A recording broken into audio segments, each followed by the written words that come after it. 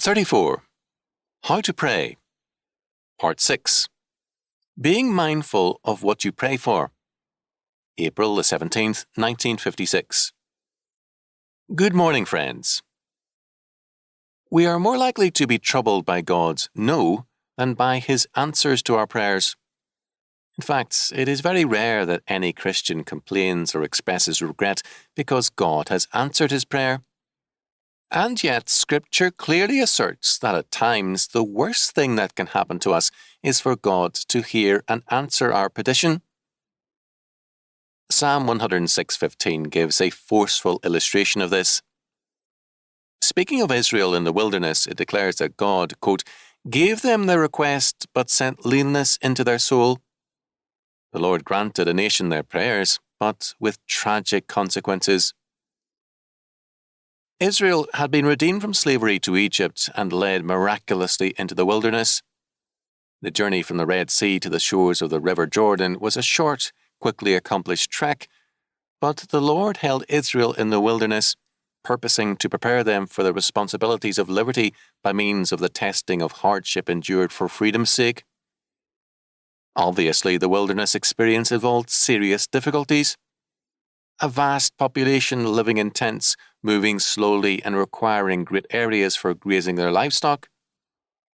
They faced, as well as hunger, thirst, loneliness, enemies, and manifold inconveniences.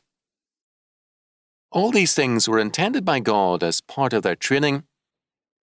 It was part of the rough curriculum of the School of Experience, but the end result, freedom in the Promised Land, was clearly presented to them, as were the difficulties en route. Instead of accepting God's plan and purpose, Israel resented it and complained bitterly against it. They expressed a passionate preference for comfortable slavery rather than responsible and tested liberty. As a result, they prayed for comfort and ease, for special miracles to remove all difficulties from their path, and for the privileges of graduation at the time of testing. He gave them their request, but sent leanness into their souls. They paid a heavy price for answered prayer.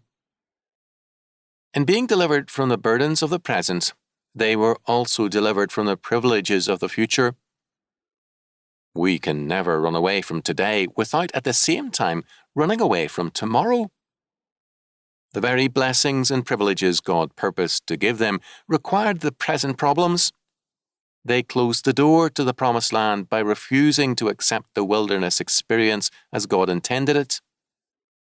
When they reached the Promised Land, they were afraid of the responsibility of conquest as they had been of the responsibility of hardship. As a result, with the exception of Caleb and Joshua, the whole generation perished in the wilderness they would not accept. To reject the discipline of life is to reject also the privilege of life. To pray for escape from responsibility and all that it involves is actually to pray for death. Thus, Israel had its prayer answered as divine punishment, only to receive with it leanness of soul and ultimately a miserable death in the wilderness. We need, therefore, to be mindful of what we pray for. Our prayers are more than the words of our lips. They involve our innermost being. What is it that we really want in life? What is it that we hunger and thirst after, yearn above all else for? In some sense or other, all our prayers are geared to that innermost desire. If God hears and answers these prayers, if He gives us what we really want, if He shapes our lives in terms of our inner and hidden character, we will find that indeed answered prayer can bring leanness and misery to our souls. We need, therefore, to come humbly to the Redeemer, asking, Lord, teach us to pray. Apart from His teaching and guidance, our praying can be dangerous.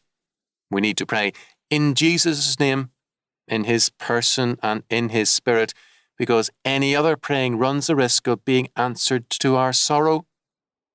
But to pray truly in His name means to ask that His will and not our be done. It means that we ask Him to pray in and through us and to give us grace to pray as we ought. Then God can hear and answer, sending not leanness but strength, joy, and peace to our souls. Accordingly, the disciples' position needs to be ours. Lord, teach us to pray.